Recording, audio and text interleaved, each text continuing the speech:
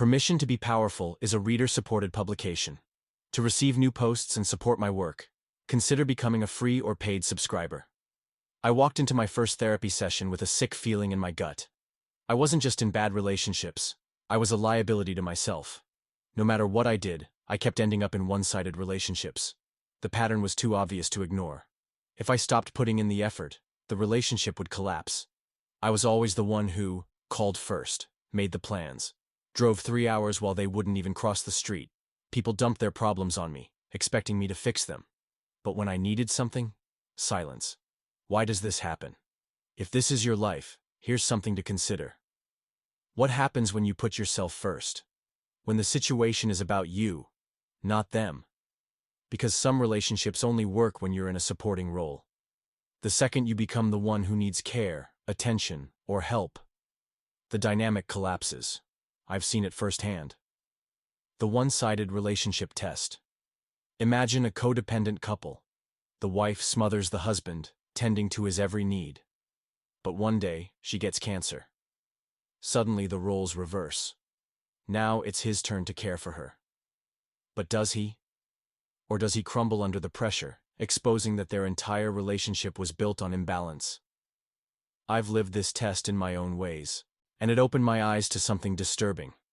Some relationships only work when one person gives and the other takes.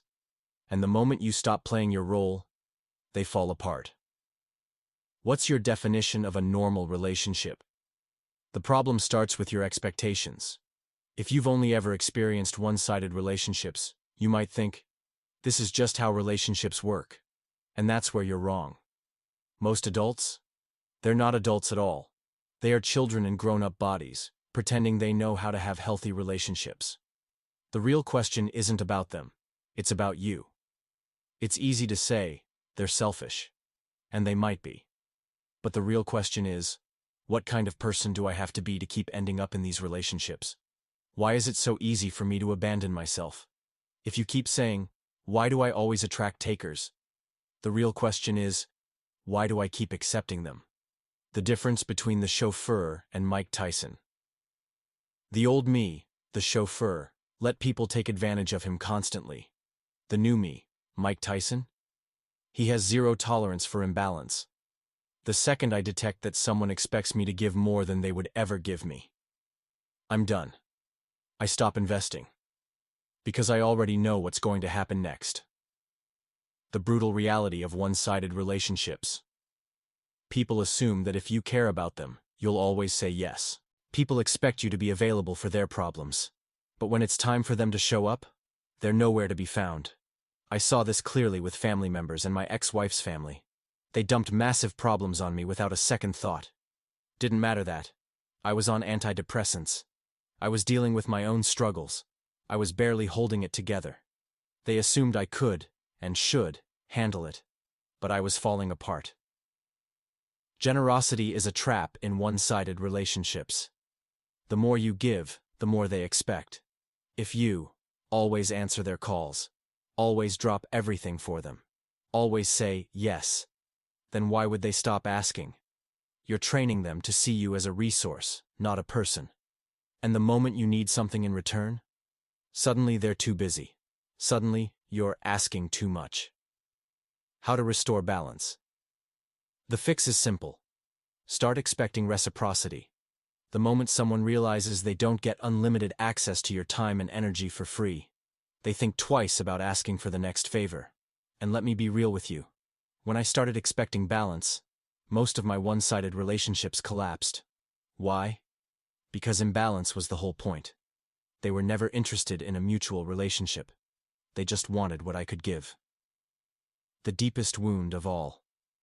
This pattern didn't start with my ex. It started with my father.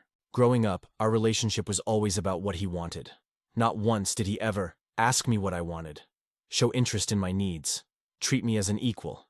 And because that was normal to me, I recreated that dynamic in every relationship. Until one day, I stopped.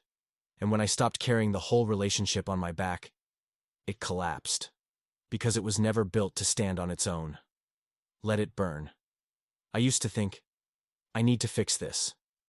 Maybe I'm the problem. Not anymore. Now, I let it burn. I make space for people who give as much as they take. I refuse to keep people who take advantage of me, even if they're family, especially if they're family. How to end one-sided relationships. Step 1. Expect reciprocity. Ask yourself, what would this relationship look like if it were balanced? Step 2. Watch their reaction. When you say no, the fastest test? Say no. Step 3. Let it burn. If the relationship collapses the second you stop overgiving, good. Let it. Because the right people, the ones who truly value you, won't leave when you stop carrying them. Until next time, Anton Dancer, writer, Buddhist Permission to be Powerful, is a reader-supported publication. To receive new posts and support my work, consider becoming a free or paid subscriber.